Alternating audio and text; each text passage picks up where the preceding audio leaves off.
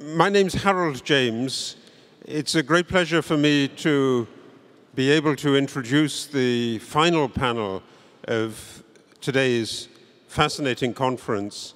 So after the discussion of the political future of Europe that we've just had, and after a discussion this morning of the interplay and the interconnection of first financial policy with monetary policy, and then fiscal policy and monetary policy, the logical thing seems to be to include the elements that have so far been missing, and in particular to think about the international dimension of the issue. So this panel is entitled Central Banks and the International Environment, Exchange Rate Regimes and International Coordination. I think it's appropriate because in a way, if you think of the history of central banks, and particularly the central banks that we've heard a lot about today, the Bundesbank and the Federal Reserve System, that they had their origins in the aftermath of great financial crises. The Bundesbank is the inheritor, as it were, of the German Reichsbank, which was founded not with the German Empire in 1871, but 4 years later in 1875. In 1871, people didn't really think it was necessary to have a Reichsbank, but then there was a fantastic financial crisis in 1873, and it looked as if it was necessary to do something. In 1907, a big financial crisis in the United States, and the Federal Reserve is the outcome and the aftermath of that. But why were they doing that? Because they were trying to, in some way, create a sort of national protection for their financial systems in Germany in the 1870s, in the United States after 1907.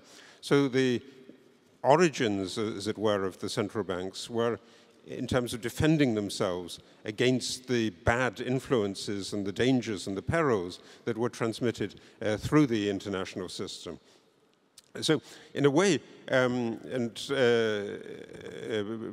Professor Buch talked about it this morning when she talked about the long origins of macroprudential policy.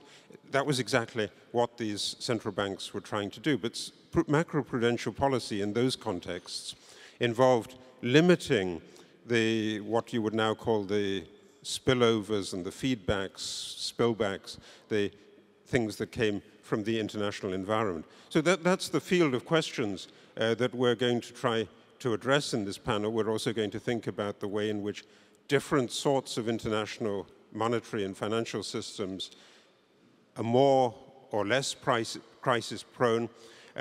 We're going to think about the aftermath of crises in terms of whether crises create a greater need for financial cooperation, even though they also militate in the direction of pushing for this protection against financial contagion. We're going to think about the international role of currencies, and I think there's also a contemporary element of this in that when there's an assessment of the way in which QE operates, it operates in different ways in different settings. But in Europe, it's often suggested that one of the most effective ways that QE works is through the exchange rate. And if that's the case, that seems to bring us back also into a long historical dimension with the discussion of whether currency wars, this phrase that was very, very common in the 1930s, and that was then revived after 2008, where the currency wars are coming back. We've got a terrific panel here. We're going to have the presentations initially in the alphabetical order that obviously the chants of the alphabet dictates. So we're going to begin with Paul de Grauwe, who has been thinking for a long time in particular about the problems of the euro, its connections with the international system, and the vulnerabilities of the European monetary order. So, thank you, Paul.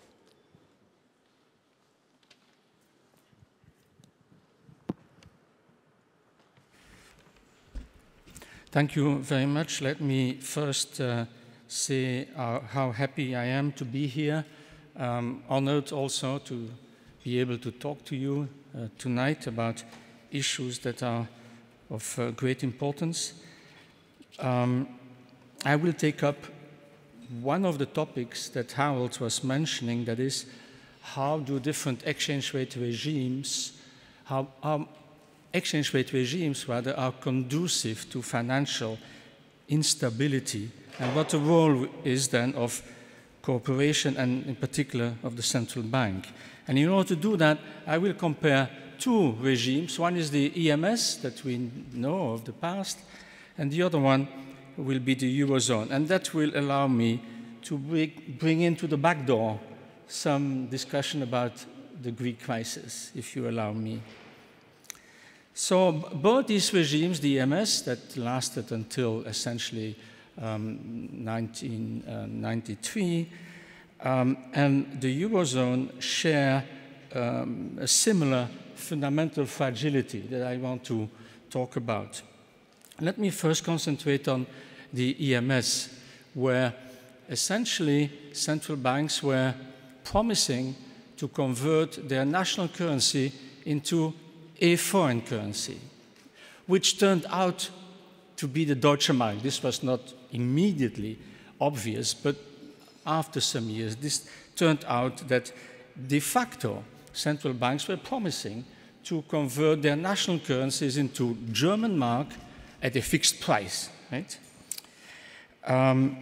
The trouble of such a promise is that these central banks didn't have the marks, right, on their balance sheet. But what was created is a network of commitments, and in particular a commitment of the Bundesbank to provide marks in times of crisis, that is, in times of foreign exchange pressure.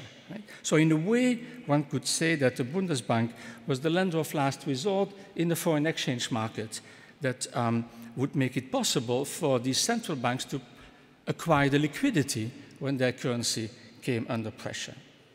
But as we know, this setup created both a credibility and a liquidity problem. The credibility problem is well known.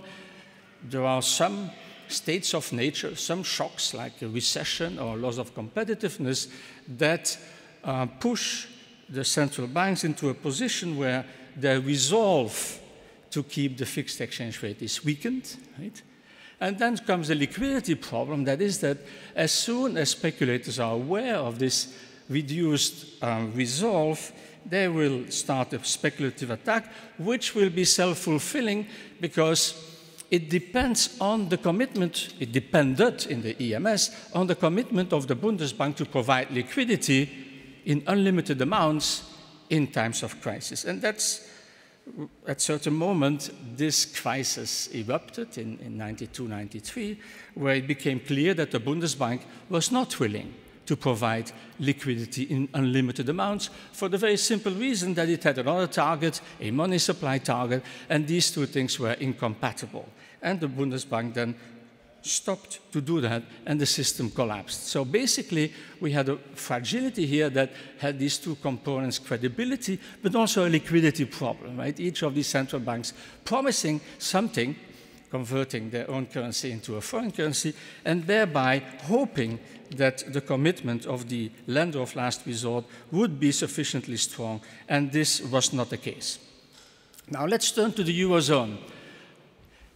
When the Eurozone was started, the idea basically was that we could solve this problem in the foreign exchange markets for the obvious reason that we abolished the foreign exchange market and this problem disappeared.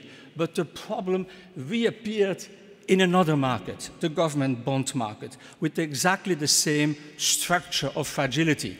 Why is that? Well, in the government bond markets, now it was sovereigns who promised to convert their bonds into a currency which they didn't have, or about which they had no control, which was a big change before, where they were promising to convert their bonds into a currency that in the end they had full control of. That was the big change, and that made this new arrangement fragile in a similar way as the EMS was fragile, right? Making a promise that you will convert your domestic currency into German mark, which you don't have. And now governments were making promises that they would convert their bonds into a currency that they didn't have. Right? And this created similar credibility and liquidity problems. Credibility, because when some shock occurred that reduced the resolve, or at least led to a perception that the sovereign didn't have the resolve to continue to service the debt, then a crisis erupted, also because investors knew that the announcement of conversion was a bluff. These governments did not have the euros to fulfill their commitments. And so the lack of a liquidity backstop then led to a speculative attack, self-fulfilling crisis, and possibilities of bad equilibria, governments being pushed into a liquidity crisis, forced to do quick austerity, and transforming potentially a liquidity crisis into a solvency crisis. Right? So my argument is that what we did when we moved from the EMS to the Eurozone is that we shifted the place where the fragility popped up to another place, right? From the foreign exchange market to the government bonds market. But the structure remained very much the same. Right? This then, of course, leads to the role of a central bank in a monetary union. We have been talking about that this morning, but I would like to develop some further ideas. Right? Now it has become clear that in a monetary union, you need a liquidity backstop, a central bank, not only for the banks, that has never been disputed, but also for the sovereigns. Right? And it took some time, but in 2012, the ECB accepted this idea. And in the OMT program, the idea that the central bank has to provide unlimited support in times of crisis, but conditional. So unlimited and conditional. Right? Before that, we had the SMP, which was limited. Right? It was limited in time and in size. That's why it didn't work. Now the OMT was really the central bank as a lender of last resort in government bond markets. And the success was spectacular. We have seen it very quickly. The fear and the panic that existed in financial markets disappeared, while the ECB didn't have to buy €1 in terms of bonds. So you couldn't do it better. Right? You announce you are going to be there in the market, people believe you, as a result it works, and you don't have to do anything. So this was the beauty of that arrangement. Right? The problem today that I want to discuss is how credible is this OMT program? Can we really believe that in the future the ECB, in times of crisis, will be willing to use it?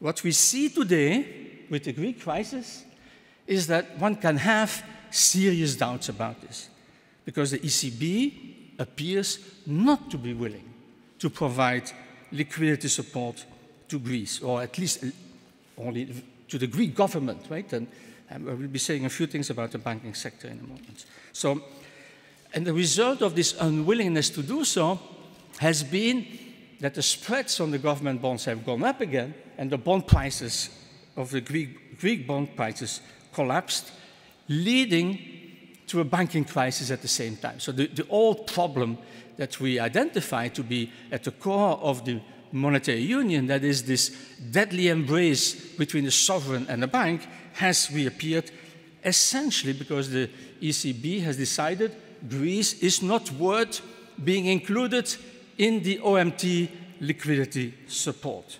Right? The question one may ask then is, why does the ECB fail to act when we talk about Greece? Right? Why was it not willing to provide liquidity support? And here we have, I think the ECB has in fact said it in those terms, the bait-shot rule. Right? Lend to solvent, but illiquid institutions. And when you apply this rule to the present Greek situation, it appears that, yes, the ECB should not provide liquidity. The Greek government appears to be insolvent, and therefore it's none of the business of a central bank. It has to be dealt with at the political level, at the level of the political decision-making process of the Eurozone. And since the Greek government is insolvent, the Greek banks that have collateral Greek bonds on their balance sheet are equally insolvent. And as a result, the ECB cannot provide liquidity support. This is the narrative that is being told about why the ECB does not want to step in as a lender of last resort when we talk about Greece. Let me discuss these 2 points here. And let me start with the banking sector. Right? The Greek banking sector now is in a crisis, essentially because the sovereign is in a crisis. The bond prices have collapsed, and therefore when you look at the balance sheet of the Greek banks, you say it's insolvent, it does not deserve liquidity support. But I would like to mention here something that Ben was stressing about the endogeneity of these decisions, right? You decide not to provide liquidity to banks, and the result will be that the collateral value of all these assets that the Greek banks are holding is going to collapse even further, right? And this creates a problem, and also puts the question, should the ECB in this particular case not step in to provide liquidity support to the banks? My position is that yes, it should do so. Then I come to the Greek government. The starting point of this analysis is that the Greek government is insolvent. But is that so? Is the Greek government insolvent? Of course, when you look at the debt to GDP ratio, 180% of GDP looks like something unsustainable, and therefore you can easily get to the conclusion the government is insolvent. But when you take into account the restructurings that already have taken place since at least 2012, you find out that in terms of net present value, this debt is significantly lower, probably lower than the debt to GDP ratio of countries like Italy, Portugal, and possibly even my own country. So here the question is, it's a very difficult question, when is an institution solvent or not, but one can have reasonable doubts about the issue, is the Greek government insolvent, right? It seems to me that the main problem of the Greek government is not so much the outstanding debt after restructuring, which doesn't appear to be that high, but rather the capacity to grow. When you look at the famous formula, the change in the debt to GDP ratio is equal to the difference between the nominal interest rate and the growth rate of the economy times the debt plus something else, which I will not go into. When you look at that formula, you find out that the interest burden on the Greek debt after restructuring is in fact extremely low. It's the growth rate that is now a problem, the nominal growth rate, right? Is negative. So in other words, that's where the action should be. Unfortunately, the whole focus is on austerity, of which we know that it will lead to even further declines in nominal growth. Of course, reasonable people can disagree on whether or not Greece is solvent. Right? The fact is that the ECB has decided it is not. And that puts the credibility of the OMT program in doubt. Because in the future, similar situations can arise with countries being in trouble and people making calculations, is it solvent or illiquid? And the ECB may decide, well, it's insolvent, we will not provide liquidity. So we have a problem here. The OMT was key in stabilizing the Eurozone, but are we sure that the ECB in the future will be willing to trigger OMT liquidity support? The Greek story tells us one can have serious doubts about this. A second reason I would like to put forward why I have doubts whether the ECB is willing to use its OMT support in the future has to do with what I would like to call an excessive concern of the ECB with its balance sheet. Right? The ECB, in fact, behaves like a private bank, concerned about its profit and loss accounts, its equity position. Right? A central bank should not be concerned about these things. A central bank should be concerned about two things: price stability and financial stability.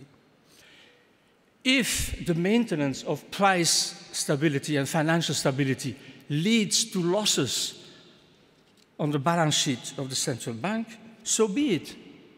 The central bank should not be concerned. The central bank does not need equity, can have negative equity. I know accountants shake when they hear this, but the central bank does not need equity.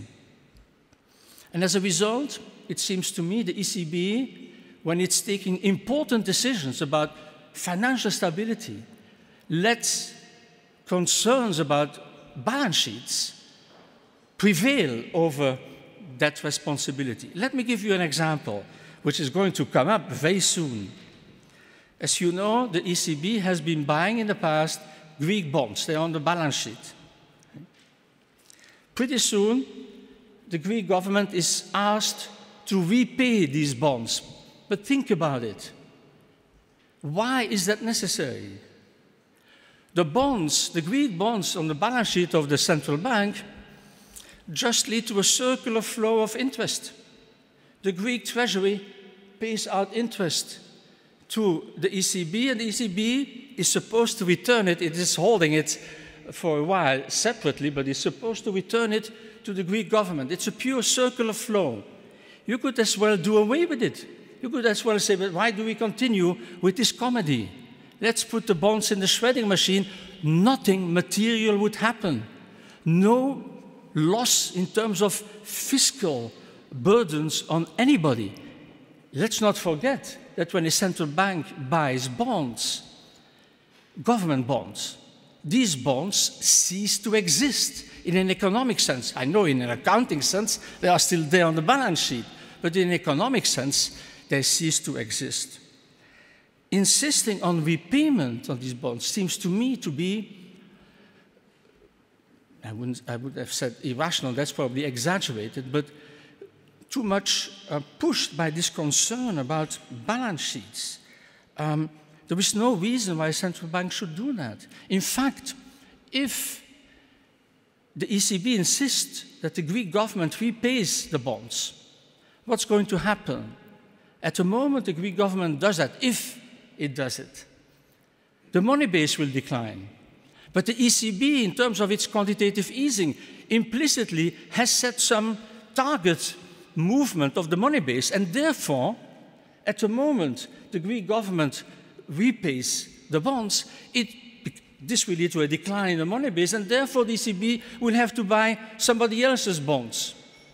That to me, doesn't make sense. And in this case, clearly, the ECB should set aside these balance sheet constraints and these balance sheet concerns and make clear that these bonds now have ceased to exist, and writing them off would make no change at all in terms of tax liabilities of anybody else. So let me conclude. I do think that the OMT liquidity support that was introduced by the ECB was key in saving the Eurozone, but that since then, and especially since the Greek crisis, the credibility of that arrangement is in doubt. And that is a problem for the future, because for sure there will be new crises, there will be new recessions, new losses of competitiveness of some countries. And as a result, the ECB will be asked to provide liquidity, and it may be found wanting. If that is so, we will return to the situation we have experienced, that is a very unstable Eurozone. Thank you for your attention.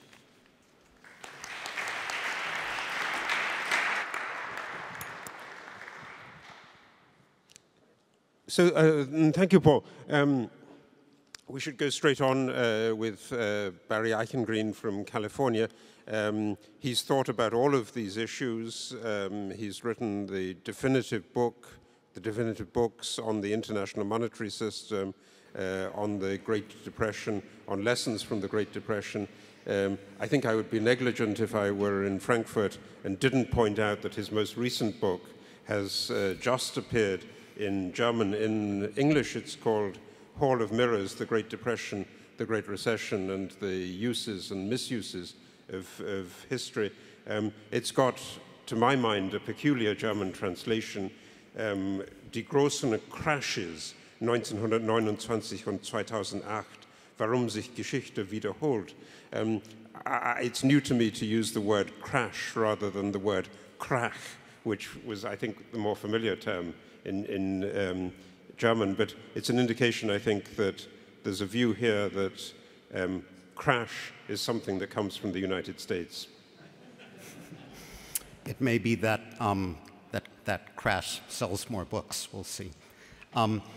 Thank you, Harold. Thank you to the Bundesbank for the kind invitation. I am not going to talk about the Greek crisis, although I'm sure we will return to it. We always seem to return to it. Rather, I want to ask and attempt to answer this question using historical evidence. Should central banks care about the world? To clarify, about the rest of the world.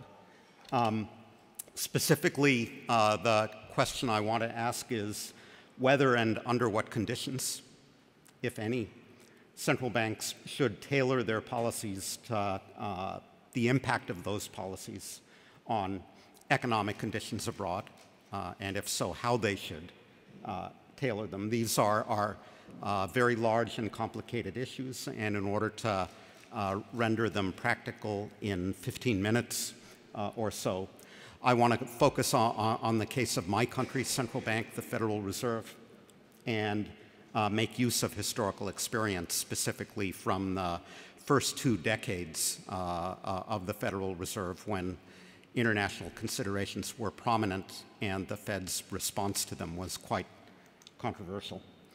This, of course, is a much discussed topic. The Fed has long been somewhat reluctant to acknowledge its international responsibilities, but then there was the global financial crisis in 2008, the Fed's famous dollar swaps with the European Central Bank, the Bank of England, the Swiss National Bank, and its 4 $30 billion swaps with a quartet of emerging market countries. Depending on how you measure and what you measure, the Fed had upwards of $583 billion of swaps outstanding by early 2009. International considerations became prominent again in 2013 when then Chairman Bernanke uttered the T word, taper, and emerging markets responded strongly and negatively. And now we continue to hear criticism from some quarters of the Fed for not paying sufficient attention, it is said, to the impact on emerging markets of its impending normalization of interest rates. Janet Yellen made a speech which acknowledged, reflected awareness of some of these issues toward the beginning of this year, and I quote here, "Because the economy and financial system are becoming increasingly globalized, fulfilling the Fed's objectives requires us to achieve a deep understanding of how evolving developments in financial markets and economies around the world affect the United States, and also how US policy actions affect economic and financial developments overseas. Seems like an uncontroversial statement in and of itself, but I think the important question is how this acknowledgement or realization should affect central bank policy in general and Federal Reserve policy specifically. I have a paper on this subject advertised here, and in the period that I consider in that paper, the two initial decades of the Fed from 1914 through 1934, there were a number of prominent instances when international considerations featured prominently and all but dictated Federal Reserve policy. So let me talk a little bit more about that history and then try to draw out its implications for the present day. Doing so requires, I think, making a number of analytical distinctions. To start with, it requires distinguishing several different senses in which international considerations could have influenced monetary policy, in my case, US monetary policy, and I would distinguish 4 different senses in which that could have been the case. First, the Fed could have organized policy around an international target or an external economic indicator.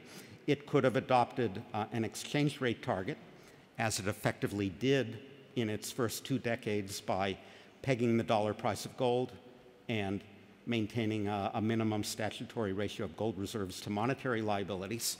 And it could have adapted its policies accordingly, something that Marvin Goodfriend began to discuss this morning, the question of whether the Fed indeed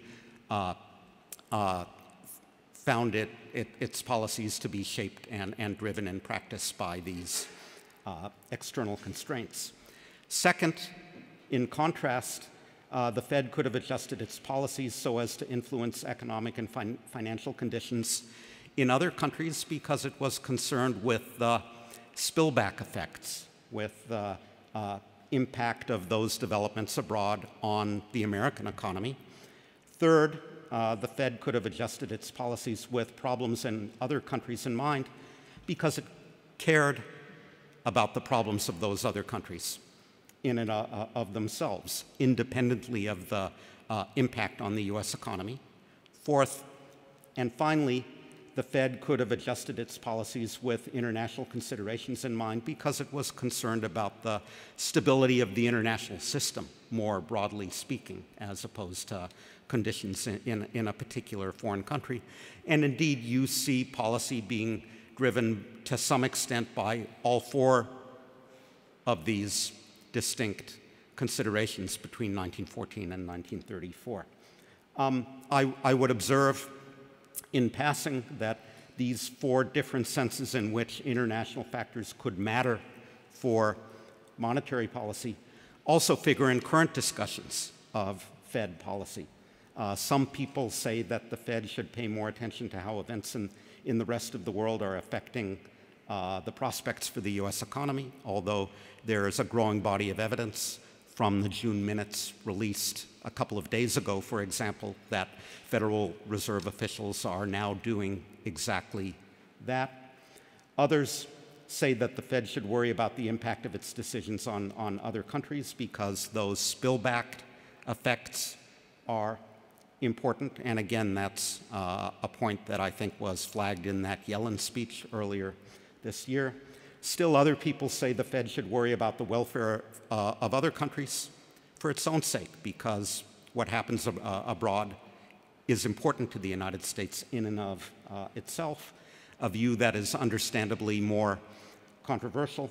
And still others point to the Fed's singular responsibility as the issuer of the only true international currency, the currency on which the international banking system runs. Again, it's a controversial view that domestic monetary policy ought to be made with those global systemic factors in mind. So what I now ask, can the history of this earlier colorful period tell us about the answers to these questions. In this earlier period, there were essentially 6 occasions, that's a lot of occasions in a mere 20 years, in which international factors figured prominently in Federal Reserve decision-making. The 1919-1920 recession that Marvin flagged this morning, the Fed's decision to cut interest rates in 1924-25, a second decision to cut interest rates in 1927, the extension of a set of emergency loans to European central banks in the summer of 1931, a dramatic interest rate hike taken in the teeth of the Great Depression in October of 1931, and then a short-lived expansionary open market operations to counter deflation that were abandoned in August of 1932. So this was a period, a couple of decades, when the Fed, in fact, paid extensive attention to international considerations, and the results were not happy. Fed policy in the 1920s and 1930s, as I write here, is not widely praised. And therein, I think, lies a cautionary tale, as I will emphasize at the end. So maybe in the interest of time, I will skip over my 6 episodes very quickly. Marvin flagged the importance of the gold cover ratio in 1919-1920 when gold began to flow back to Europe after World War I. The Fed came dangerously close to breaching that cover ratio, and it responded by raising interest rates and plunging the US economy into recession. So that's the 30-second summary of what caused the 1919-1920 recession, the 3rd deepest recession in the 20th century in the United States. The Fed's concern with this external target, its gold cover ratio. Again, the central bank succeeded in raising the gold cover relative to the 40% statutory minimum, but only at the cost of a very deep recession, a deep decline in industrial production, as I show you here. So that was a first experience that should have served as a cautionary tale. Easing in 1924, 1925, and 1927, those decisions were taken with the stability of the international system in mind. So influential voices within the Federal Reserve System, Benjamin Strong, the founding governor of the Federal Reserve Bank of New York, saw reconstruction of the international gold standard as a priority in the 1920s. Getting the Bank of England back onto the gold standard at the pre-war parity was not easy. And in the end, the Federal Reserve System provided support by cutting interest rates and encouraging gold and capital to flow toward London. That was successful in the sense of helping to facilitate Britain's return to gold in 1925, but then there were balance of payments difficulties subsequently, and a second decision was taken in 1927, again with Strong's leadership, to cut interest rates a second time to help keep Britain on the gold standard. So people are pointing, that's Strong and Norman up top, Strong, Norman, Schacht, and Riest, I believe, Moreau, Riest on the bottom. What did that second interest rate cut do? Well, it helped Britain with its balance of payments problems, but I think it also added fuel to the fire on Wall Street, and it is blamed in some quarters for contributing to the asset price run-up in 1928-29 that ended badly. In the summer of 1931, I think the Federal Reserve took a more sensible approach. My bottom line is going to be that if you have two targets, domestic and international economic or financial stability, you need 2 instruments. And in the summer of 1931, the Fed did develop and utilize a second instrument, which was a series of emergency loans to European central banks, to the Bank of England and to a set of Central European banks. I scaled them up to 2015 levels in the slide. The problem was that the Fed's commitment in 1931 was a bit half-hearted. The loans were small by modern standards, and they were not, in the end, enough to contain the European financial crisis. The October 1931 interest rate hike, which I show you here, was taken in the wake of Britain's departure from the gold standard, which raised questions about whether the dollar would be next. If one country leaves a monetary arrangement, that unavoidably raises the question of whether another country will be next. I promised not to talk about Greece. But you can see the dynamics here in the run on the dollar in September and October of 1931, and the Fed's unhelpful increase in interest rates when the US economy was already descending into the Great Depression. In April through August of 1932, under considerable pressure from the Congress, the Fed finally, 3 years into the Great Depression, did initiate a program of expansionary open market operations, and that predictably led to gold outflows from the United States, raised concerns about the adequacy of the gold cover. And once Congress went on hiatus in August, went home to start campaigning, the Fed had the political cover, political freedom, if you will, to abandon its expansionary open market operations, which it immediately did. So how do we evaluate the role of international considerations in policymaking in the United States in this period? It is, as with many historical pictures, a mixed one.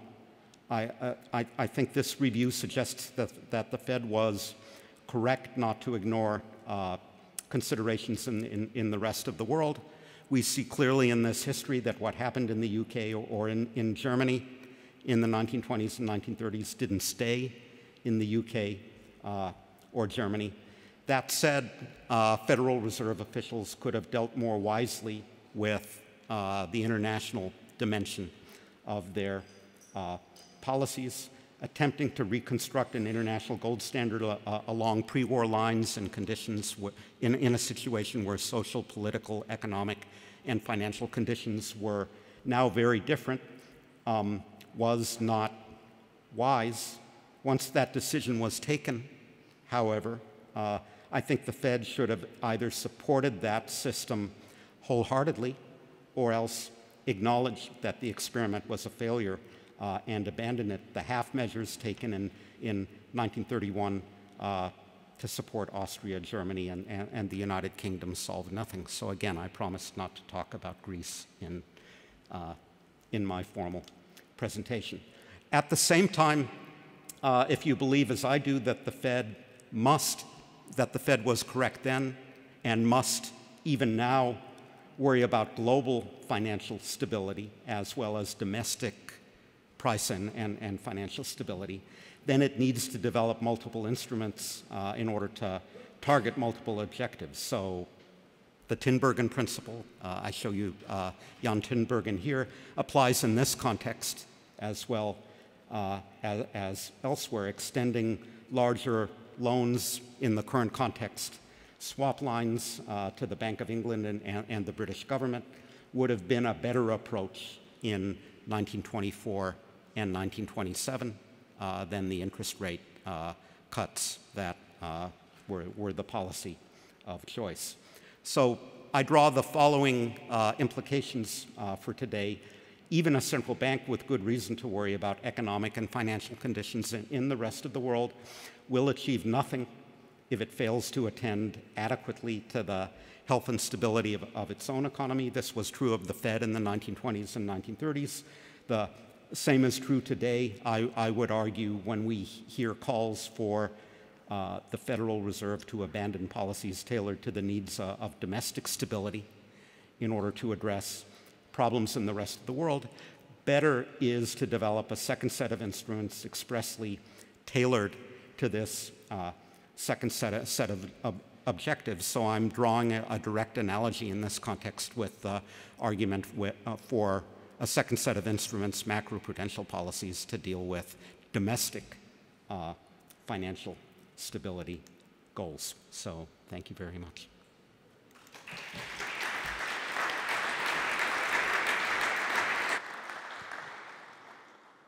Thank you, Barry. There are some fascinating issues there, and I'm sure we'll come up back to them again in the discussion.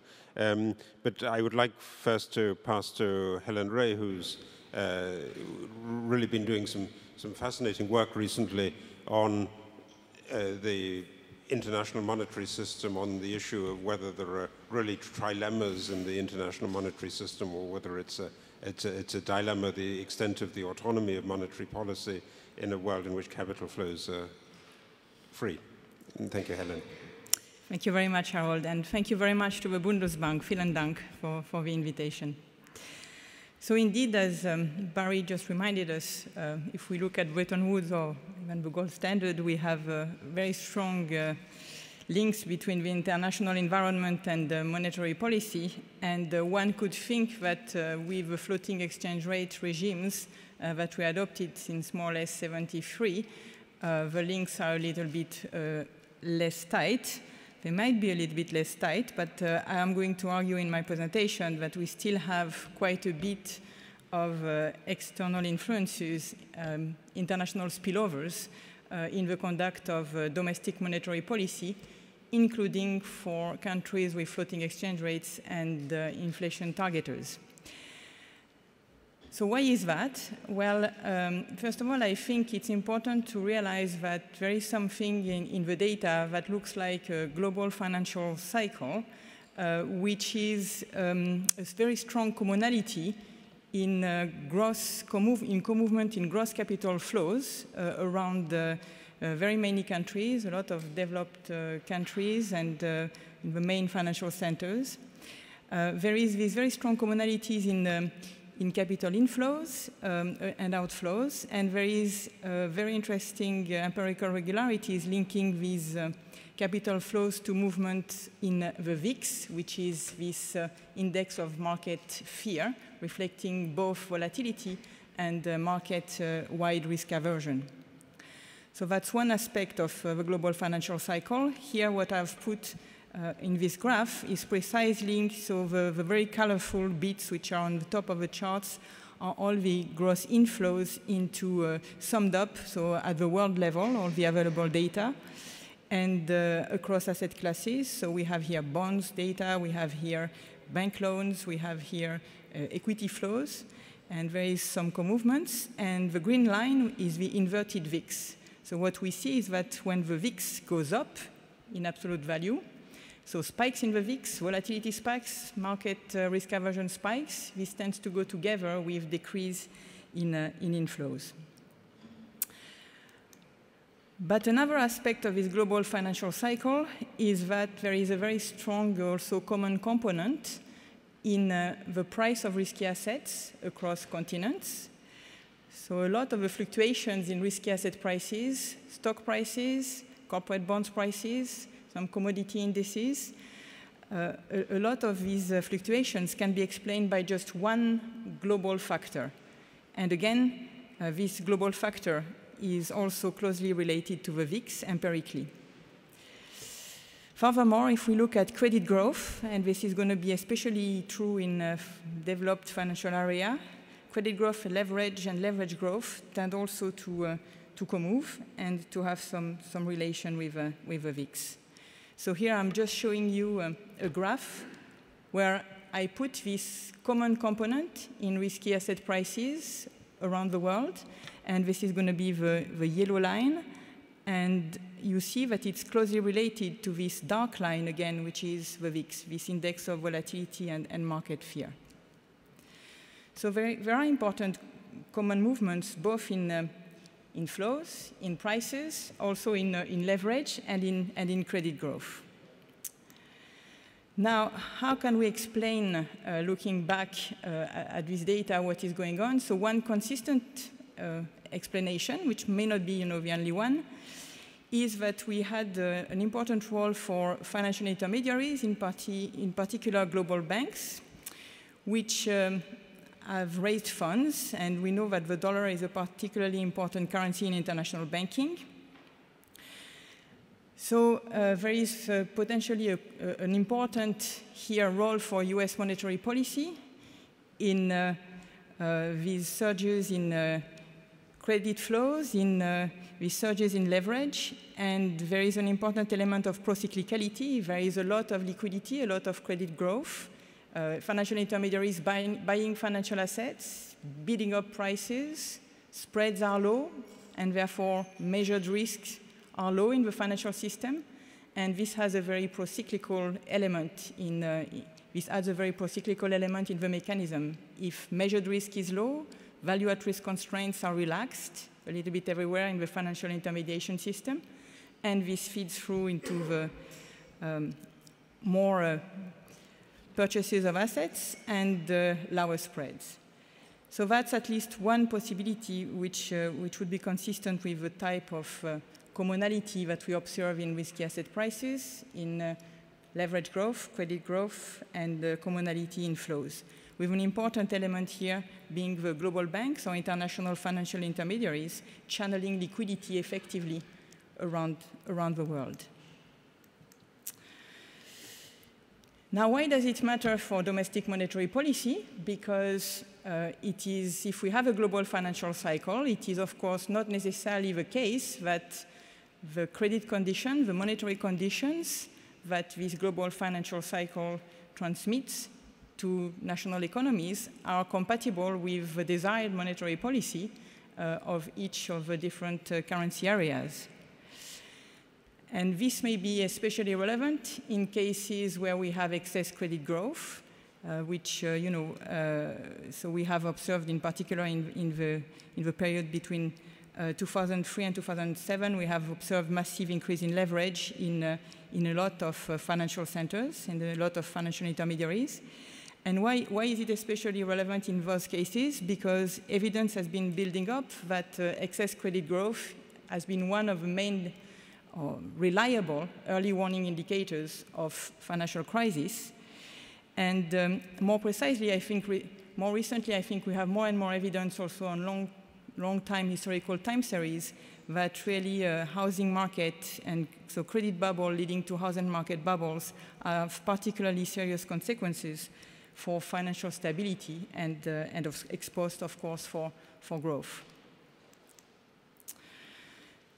Now, it is therefore natural to investigate the hypothesis that the monetary policy of a country which is at the center of the international monetary system, which is the United States currently, has a specific role in driving the global financial cycle. And this is what some of my recent work has been trying to look at and to study. And in that respect, so what I can report is that I do find a specific role for US monetary policy.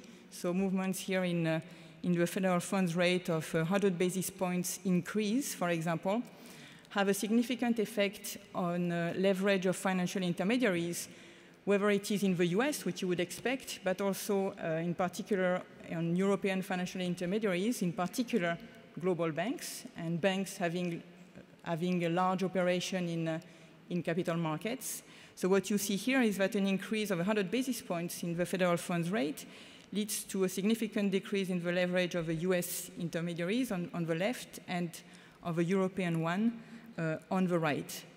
The evidence is even sharper if you look at broker-dealer or if you restrict the sample to globally systematically important European banks. Now, what effect does that have on global credit? So here I have again the effect of the same type of US monetary policy tightening on global credit, both domestically, so it's kind of a world global credit, and also on cross-border credit flows. So this type of capital inflows that I was discussing at the beginning.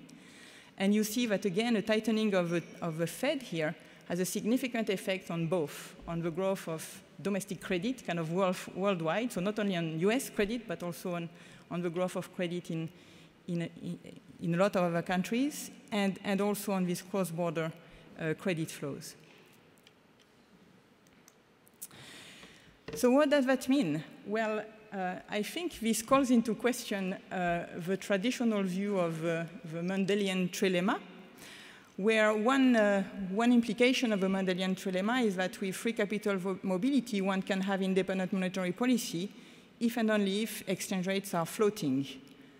So I would, of course, not dispute the fact that if exchange rates are not floating, it's hard to have an independent monetary policy. But the fact that this is a sufficient condition to have a floating exchange rate to be able to conduct independent monetary policy is, I think, a little bit what is at stake here.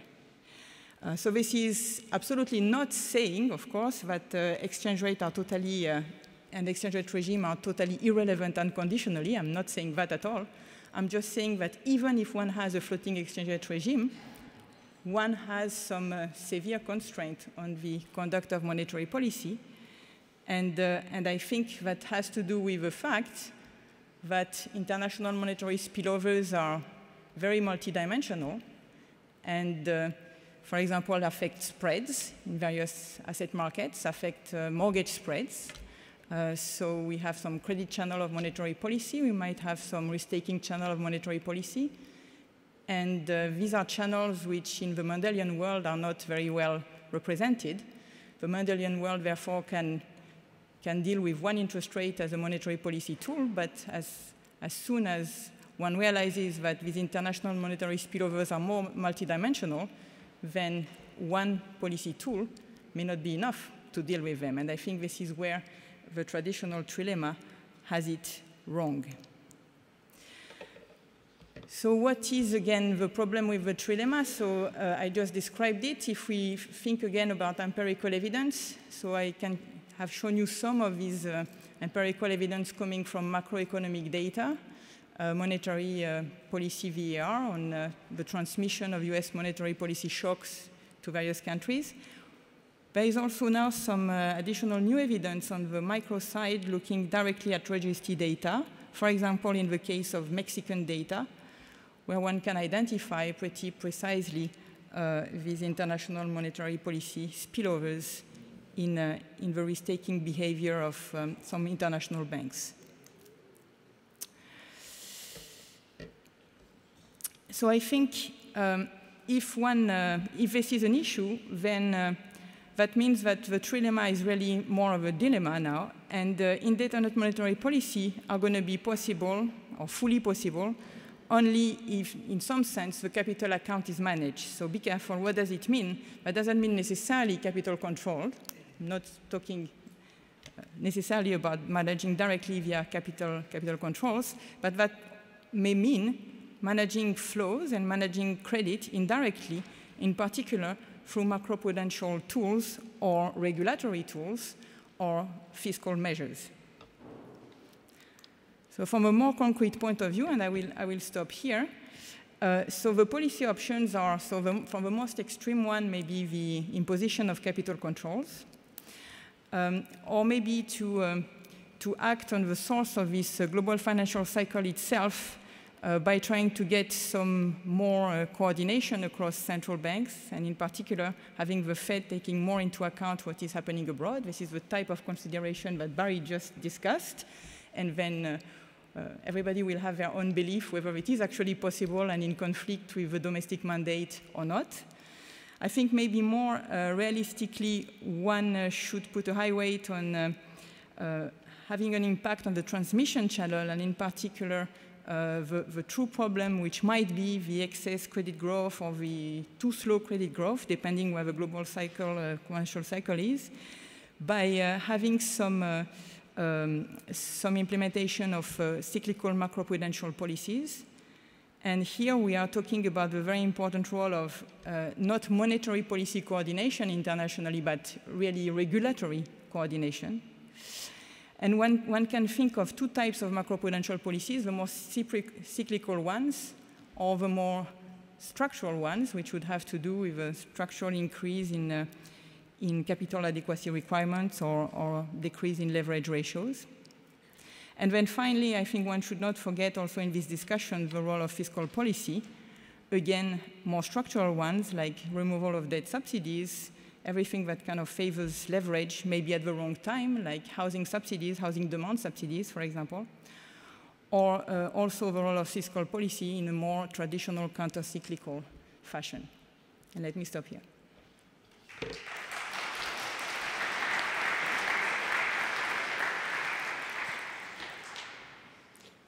Thank you, Hélène.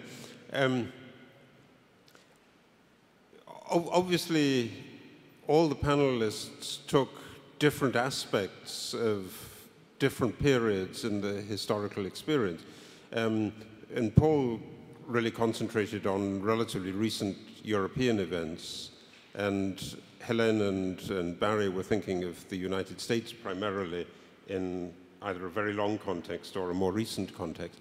And I wondered whether it might be an interesting exercise if the members of the panel reflected on the areas of the world that they didn't talk about. In other words, if Paul said something about the non-EMU, non-Euro-specific issues that his presentation, I believe, raised, and if Barry and Hélène thought about the international role of the euro. So let me be a bit more specific about that, because it seems to me to be very important when there's a critique of central banks and when there's a critique of the ECB in this particular case, to say the ECB should do this or the ECB should do that. But central banks are clearly, and it's very important to realize that, I think, particularly in the setting of the Bundesbank, that central banks are the creatures of law, and they're a creature of a particular political act of delegating responsibility to a particular institution. But it's not an unlimited delegation of every kind of responsibility. And so in this question of whether the ECB should move more into ELA or whether it should do in the extreme version that Paul had, whether it should just buy and cancel government bonds and use that as a basis for money creation. I mean, those are clearly issues that would be immediately raising questions. They are obviously in violation of the ECB statute as it is at the moment, it seems to me. But your suggestion is actually not one, it seemed to me, actually, that was just limited to the Eurozone in its potential implications. And people in other countries have made similar suggestions. Adair Turner sometimes makes suggestions of this kind for the UK or for the United States, that you could use the big cancellation of debt as just a basis. You could just do a balance sheet operation between treasuries and central banks. So I wondered, if you were thinking about this exercise, would it not be logical, if you take your departure point, to think that not only the ECB, but every other major central bank should consider at least the same kind of exercise? And in that case, it would invite itself, it would lend itself, I think, to a story of coordination. So the question that I wanted to pose to Barry and to Hélène is this, that you have a story, a correct story, of the dollar as fundamentally the major international currency. But in the world that Hélène is talking about, it's possible to fund yourself in multiple currencies, and indeed even European governments do that. My understanding, for instance, is that there's a Greek yen-denominated government bond that is coming due in just a few days' time. So it's possible to borrow in lots and lots of currencies. And in particular, it will depend on the interest rate environment. And Helene's paper had a little allusion to the impact of euro rates in Mexico that I think is interesting. And is this one of the ways of the future? Is this a sign of the future? And if that's the case, does it raise problems, issues for the way in which the ECB should think about the interpretation of its mandate? Because it may well be possible that if there's monetary easing in the ECB, then it's easier to borrow. It may not be people, firms, businesses, individuals in Southern Europe who we think should be doing the borrowing, who do the borrowing, but it could be people in Mexico or Korea or Malaysia or anywhere else in the world.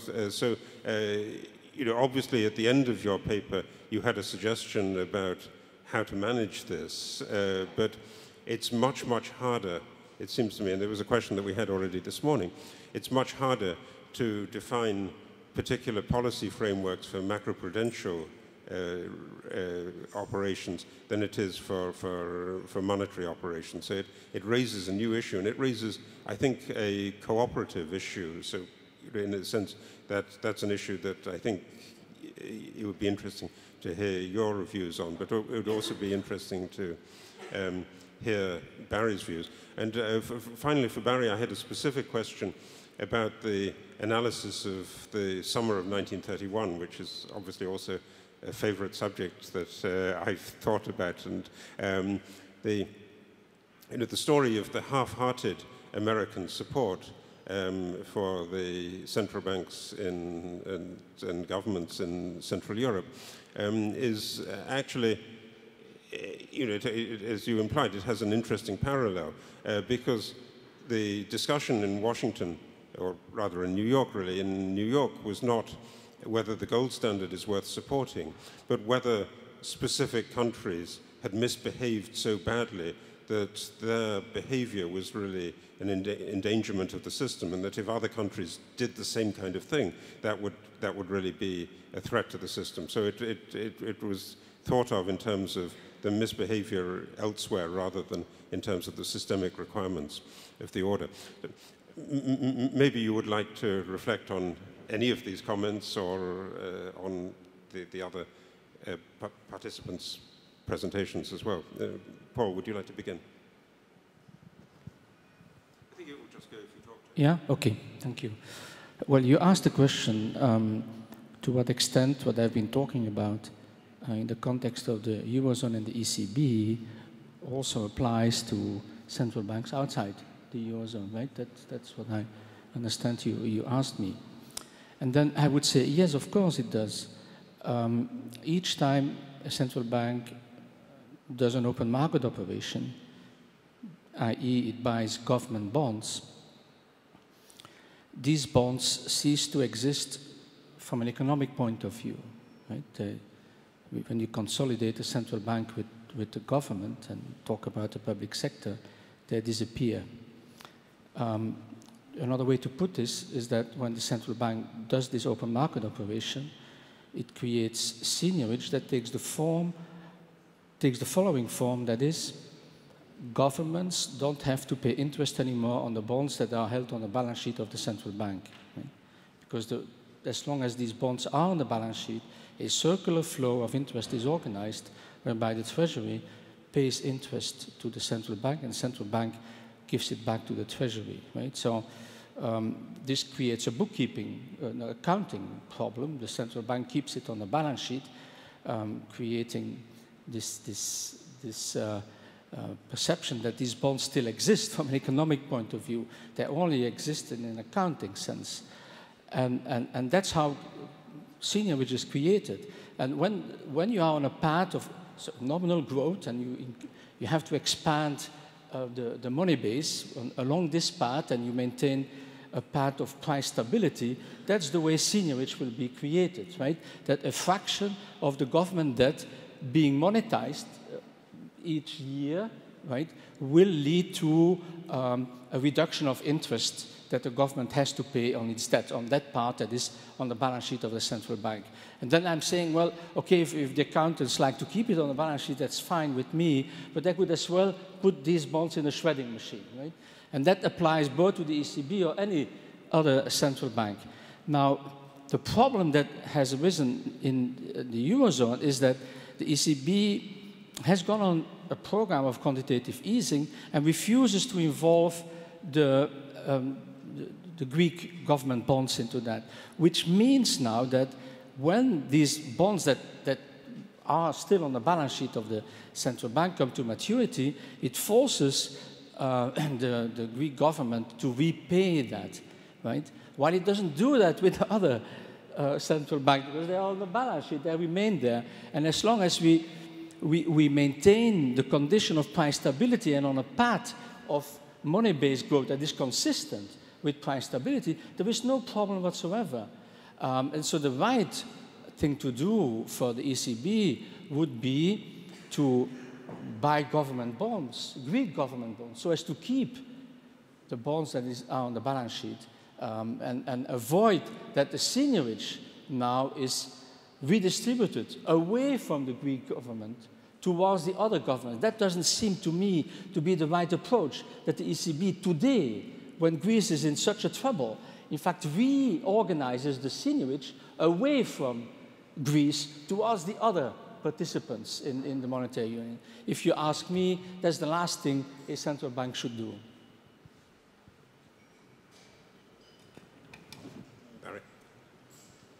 We should thank Harold for his noble attempt to get us to talk to one another, given our three very different presentations. Let me try, starting with Hélène. We didn't coordinate this, but I think we were on exactly the same wavelength in terms of arguing using very different approaches and types of evidence, that the monetary policies of the big countries at the center of the system have a powerful effect on other countries. Hélène added the point that this is true under flexible exchange rates as well as pegged rates. I would compliment her for her powerful statement of that point, but I would argue that we've known that basically for a long time. In the Mundell-Fleming model of the 1960s, flexible rates provided perfect insulation from monetary shocks abroad, but then there were 30 years of subsequent models that said not quite. There are other channels through which transmission can take place. You can control your monetary base under flexible rates, but maybe you can't control credit growth and you can't control other things that happen in the financial system. So Hélène has really driven home the relevance to today of that point. I think we're basically on the same wavelength also when we move to the question, so what should we do about that? If you agree that central banks shouldn't alter their inflation targeting strategies or interest rate policies with those spillovers in mind, but they should develop other instruments that can be used to affect those other channels of transmission. So I think the important added point here is, wouldn't an efficient system be one in which such policies were deployed by both the capital sending as well as the capital receiving country, which is something that we almost never talk about. Harold encouraged me to talk about the euro as an international currency. How can I resist? I think while we were all otherwise occupied for the last couple of days, the European Central Bank released its annual report on the international role of the euro. And the returns there were not particularly favorable. The euro has not been gaining more of an international constituency as a source of a stable source of international liquidity of late. And I think we have a serious problem. A lot of people have been observing that the global financial system requires a base of safe and liquid assets. The global financial system requires a reliable source of international liquidity. Greek issuance of samurai bonds notwithstanding to the contrary, almost all of that is in dollars. And there is a problem of relying on an economy, the United States, that accounts for only 20% of the globe, as the sole source of international liquidity going forward. So we've known that was an issue for a long time now, and the answer everyone, including me, has been offering is not to worry. There are two alternative sources of safe and liquid assets going forward, the euro and the Chinese renminbi. So one can only say at this point, whoops, we may have a very serious problem here. Harold made a comment about limited support for the international system in 1931. And I think it is a reminder, not only from the vantage point of New York, but from the vantage point of Paris, which was even more reluctant to provide support to the Reichsbank and the German financial system when it needed it in 1931, that politics have a way of getting in, politics tend to get in the way of the kind of advice that economists often give. Thank you very much. Should I answer now? So I'm going to agree a lot with Barry to start with, add a tiny point to what Paul said, and then answer a tiny bit your question as well. So where I agree totally with Barry is that if we look at the international monetary system and how it can become more multipolar, and this question of safe asset and liquidity, it is more and more apparent that indeed the characteristics of safe asset has to be that during crisis times, they have to withstand a lot of financial stress. Hence, that the financial system, in particular the banking system and the financial intermediation system, has to be very resilient during times of global turmoil. Now, this is exactly the opposite of having a bank sovereign loop that we had in the euro area, and this is why it has been so vital to build the banking union if we want to have even, I think, a chance of producing a more liquid and safe asset in the future. And we will have, of course, to work a lot more about the type of bonds that the euro area will eventually maybe be able to produce. Now, the same question arises even more strongly with China, where we are aware that the financial stability may not be the best. So I think these are very important considerations to have in mind if we want to think about substitutes to the US dollar or complementary currency to the US dollar looking forward. The question about whether other currencies also, we had monetary policy spillovers coming from other currencies. So I cited this example about Mexico, and it is very interesting empirical evidence based on very detailed data matching both loan registry and companies with different international banks, banks from the euro area, banks from the UK, and US banks, and looking at the effect of the different monetary policy on the lending behavior of this international banking as opposed to the domestic banking system in Mexico. And one does find evidence that when monetary policy is looser in the UK, this does have an effect on UK banks lending in Mexico. Now, and you see that also in the amount of risk being taken, because you measure also ex post how these loans have done, which is also quite interesting. Now, this is precisely where macroprudential measures should actually indeed be playing a good role, because macroprudential measures can be targeted at market, whether it is a domestic lender or whether it is a foreign lender. So indeed, it's important for the capital sending, for the capital sending country, it's important for the receiving country, but macroprudential is precisely, or can be precisely, about targeting specific markets which are overheating or where there is too much risk-taking, with very important application in the housing market.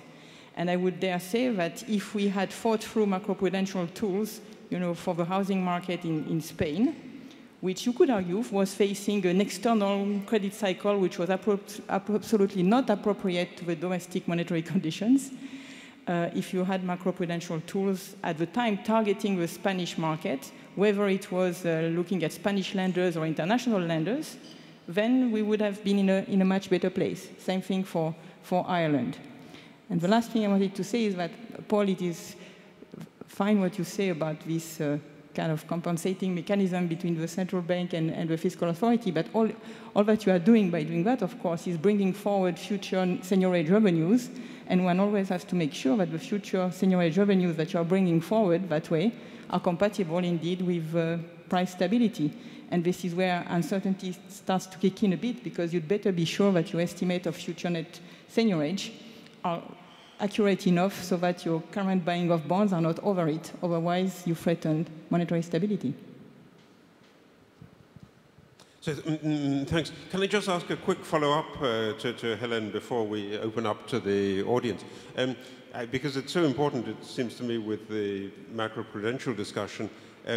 Have you got a good set of criteria for the right geographic area in which to apply macroprudential policy? So you talked rightly, I mean, that it would be important in the European context not to have general European regulations, but to be able to target the property price bubble that's developing in this specific locality. Same is obviously true of the United States. But there are some things that are global as well. So what's the right geographic framework for this discussion, and how would you institutionalize it then?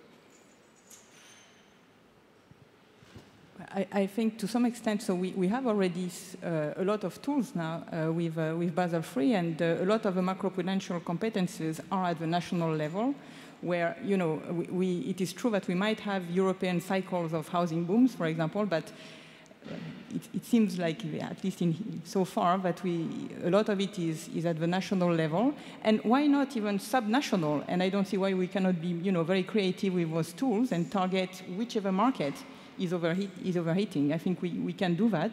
And as I said, if we had this additional tool before, I think we would be in a much, much better place. Paul. Quickly respond to your question, Hélène. The point I'm making is that the ECB, in the context of its QE program, has set a path of future expansions of the money base, and therefore also a path on how seniorage will be distributed today and in the future. I'm not saying that the ECB should change that path. What I do observe is that when the ECB calls upon the Greek government to repay the bonds that are on its balance sheet, it is going to redistribute seniorage, because it is going to have to buy bonds of other central banks if it wants to stay on that same path. In other words, there will be a redistribution of seniorage away from Greece towards the other central banks and therefore governments. And then I'm saying, is that the right policy to apply today, right? You may, in other circumstances, you may want to do that. But today, when Greece is in such trouble, has liquidity problems, you decide to do this kind of redistribution of seniorage. That's my criticism. Thank you. At this moment, we've got some minutes left before the end of this panel. So could I invite some questions from the audience? It's difficult to see with the light in my eyes, but I'm sure there are questions out there.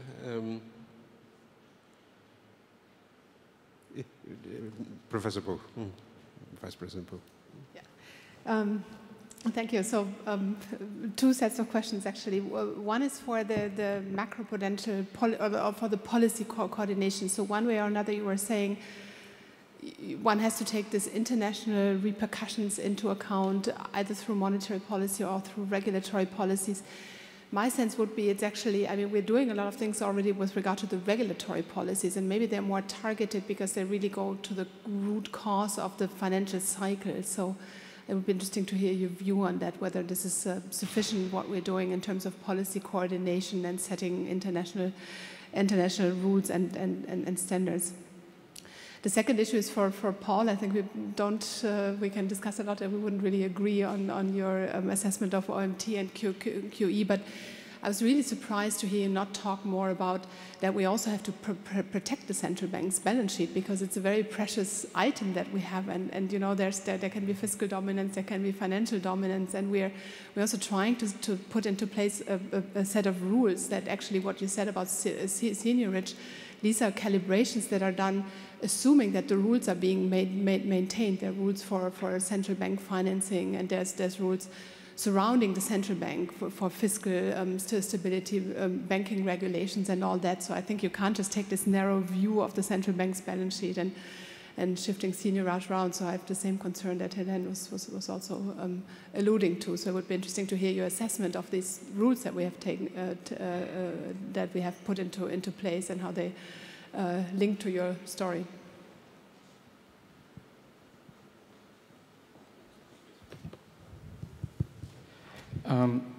Well, I'm of the school who thinks that a central bank is not a private bank, right? Therefore, does not need equity.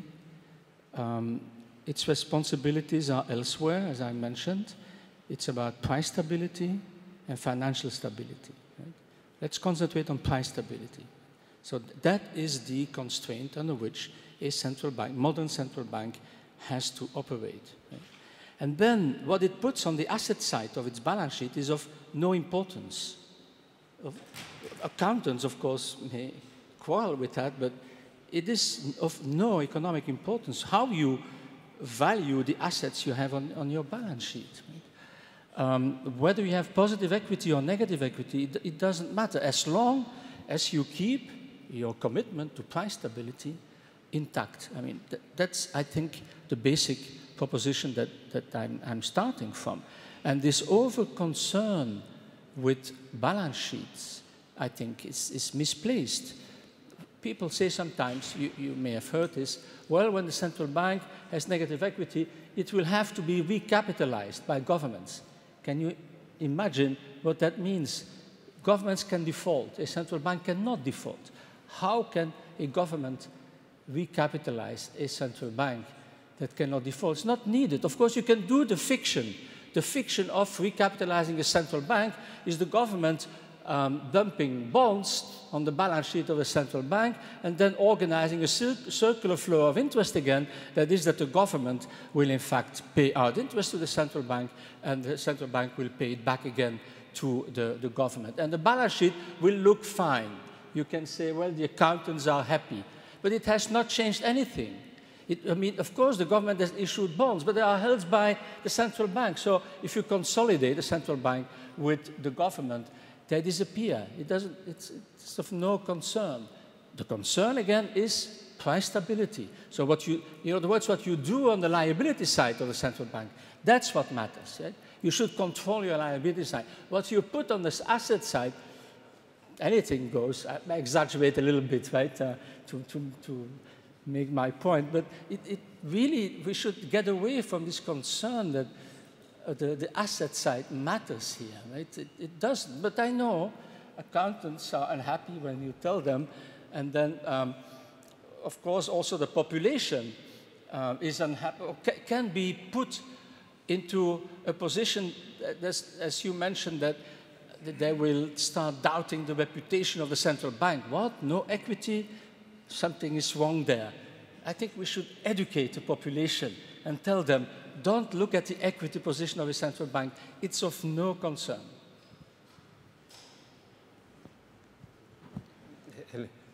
So on Claudia's question on macroprudential coordination and what we have done. So I see one interpretation of a set of rules that we have through Basel III, in particular having, now more leverage ratio on top of a capital adequacy ratio, the liquidity coverage ratio, the net stable funding ratio, is that all these rules contribute to prevent financial intermediaries, in that case banks, to build up very quickly leverage.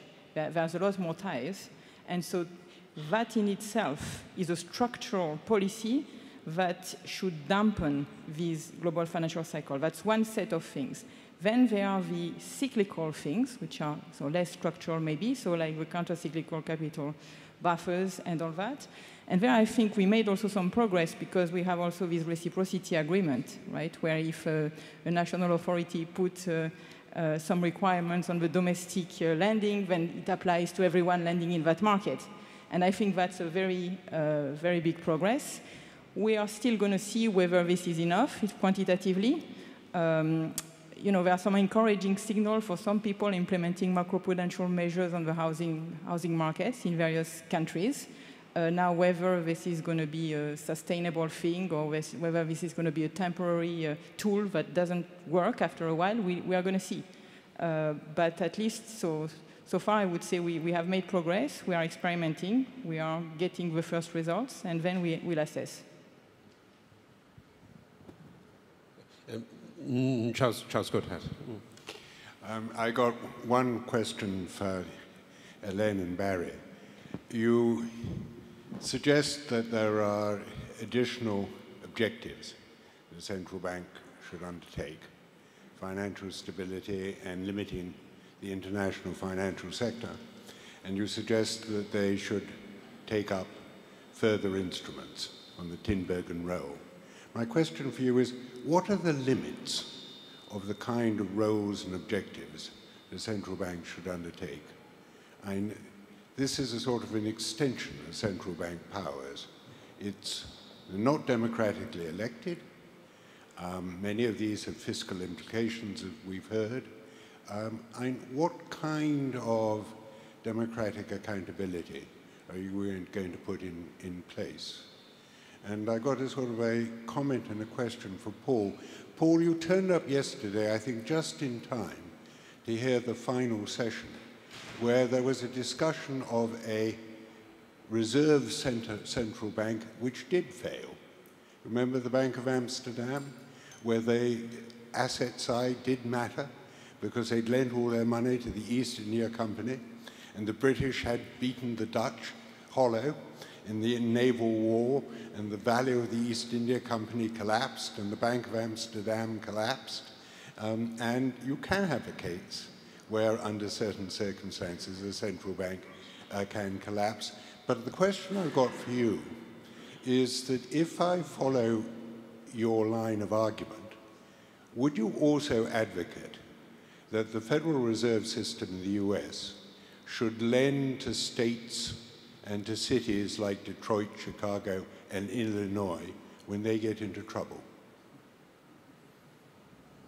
And if not, why not? So, thank you. I mean, it's wonderful to have that hint about the history of central banks that get into problems because of their balance sheets. I mean, in fact, you could have a nice example. The 19th century equivalent of a central bank in Greece, the National Bank of Greece, did indeed fail in exactly this way in the Depression, and was then recapitalized as a private bank, and a new central bank was created. So it is a real problem historically. Let's have some brief replies, and I mean, maybe Barry and Hélène first, and then Paul. Charles asked about the expansive mandate and the growing panoply of instruments that central banks make use of, and whether this doesn't pose a challenge for accountability and legitimacy and ultimately independence. Clearly it does, and it would be nice to think of other legitimate, accountable agencies that could carry out, that were expressly designed to carry out some of these additional functions. One could imagine an agency called the International Monetary Fund, with the ability to provide credits and swap lines quickly of its own volition without having to appeal to its shareholders as an agency for pursuing these international financial stability objectives.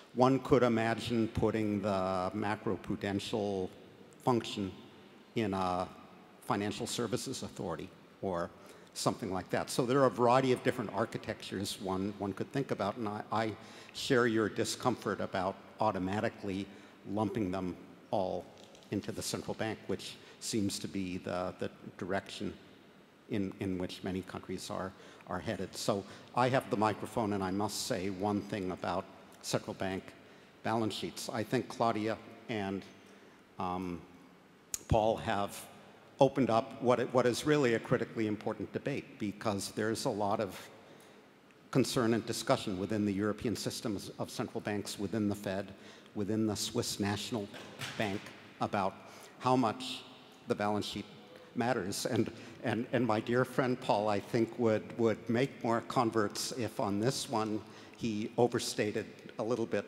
less. So I think the answer is that the central bank balance sheet doesn't matter except on those occasions when it does.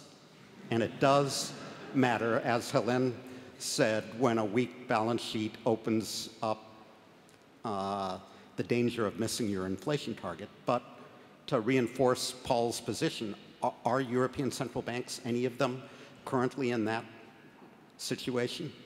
I do not think that the argument that a weak balance sheet and having to appeal to the fiscal authority to be recapitalized, that will create political problems and that will create a threat to central bank independence. That line of argumentation does not convince me at all. What is central bank independence for if you don't use it? And sometimes you have to use it in ways that impair your balance sheet and raise political hackles. But that's why we make the central bank independent in the first place, so it can raise political hackles.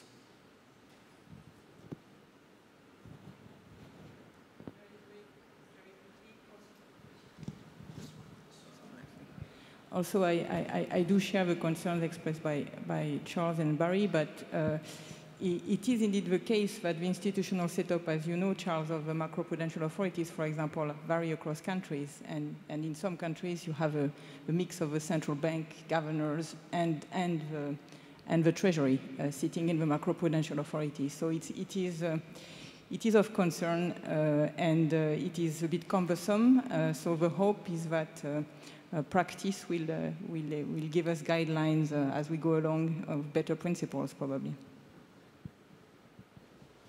Okay, 2 points about what Charles was saying. The first relates to that bank. I forgot the name of that bank that about which there was a seminar yesterday, right? The Wisselbank, yeah, the Dutch Wisselbank. Now, first of all, this bank didn't have the monopoly power to issue money, right? Which makes a difference. Second, it was really a bank that promised to convert its liabilities into gold. And then, of course, clearly, if you are in such a system, a gold standard, for example, it matters what you have on your balance sheet, on the asset side, I mean. If you promise that you will convert your liabilities into gold, you better have gold on the asset side, otherwise you're in trouble. Modern central banks, like the Bank of England, the Fed, the ECB, do not make such a commitment. They do not make such a promise. And that makes a very big difference. The promise they make is one about price stability. And that is the constraint within which I think we should think, how should the balance sheet of a central bank look like? On your second question about the Fed, isn't the logic of what I am saying that the Fed should also buy bills issued by states? Right? It could do that. I don't think it's necessary for the following reason. In the US, there is a federal budget. There is a whole system of insurance that involves the banks, that also has cut the deadly embrace between banks and sovereigns, right? When the state of Nevada is in trouble, it doesn't bring down the banks in Nevada and vice versa, because these things are arranged at the federal level. And therefore, the need to do that is limited as compared to the Eurozone, where these sovereign nations have lots of responsibilities. There is no insurance mechanism at the Eurozone level in terms of fiscal transfers. And then, I guess, we cannot afford to have these sovereigns default, because it brings down the banks, for example, and it brings down a lot of other people. And these sovereigns today also have commitments vis-à-vis their population in terms of social security, and it's a very different story. And that's why I think that the ECB has to commit itself to provide liquidity in crisis times. And that's what the ECB, in fact, has accepted.